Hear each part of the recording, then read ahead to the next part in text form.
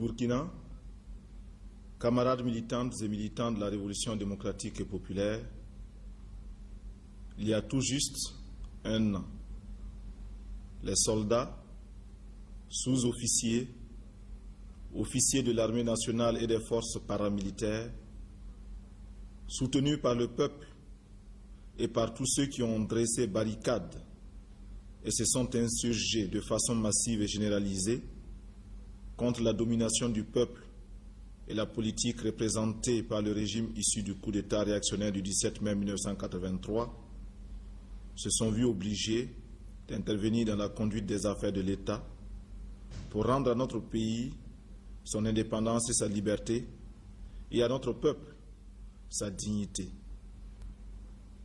Depuis, le Conseil national de la Révolution, le gouvernement révolutionnaire et le peuple voltaïque se sont mis au travail. Face à cette mobilisation continue, sans précédent dans l'histoire de notre pays, le monde entier surpris s'interroge. Pourront-ils réussir? Arriveront-ils à apporter à boire et à manger à ce peuple travailleur, longtemps humilié, à qui il est enfin donné l'occasion de s'éveiller à la vie et qui se met debout pour assumer avec courage et une détermination légendaire son destin depuis si longtemps confisqué par une oppression multiforme? Les esprits, il est vrai, avaient été conditionnés pour admettre que la bonne volonté et le courage ne suffisent pas. Les grandes questions quotidiennes de santé, d'éducation, de chômage, les grands défis économiques qui relevaient la compétence de grands spécialistes, voire d'hommes politiques prétendument plus qualifiés. L'année révolutionnaire qui vient de s'écouler a été marquée par une apparence d'hésitation, de tâtonnement, de recherche fébrile et jamais concluante de solutions concrètes, d'improvisation juxtaposée, d'incohérences et de contradictions qui ont pu inquiéter nos militants.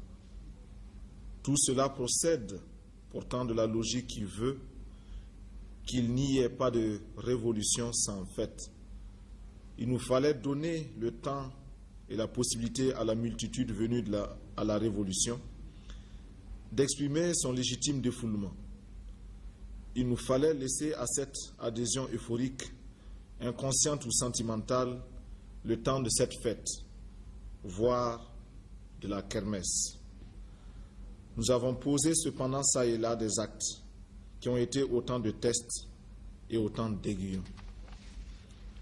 Des tests de mobilisation et d'organisation de notre peuple à travers la construction des barrages, des cités du 4 août, des magasins Sovolcom, des travaux d'intérêt collectif, de reboisement, etc. Des aiguillons pour l'amener à comprendre que la révolution est synonyme de travail, de difficulté et de sacrifice.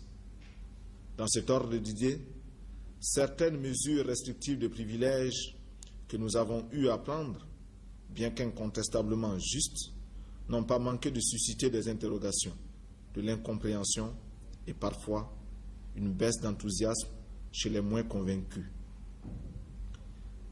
Il fallait aussi s'assurer que les masses ont bien assimilé les mots d'ordre et compris les objectifs qui leur étaient assignés. Nous avons ainsi refusé d'être investis de pouvoir messianique et éviter les fuites en avant par un travail patient et profond d'explication et de conscientisation du peuple. Bref,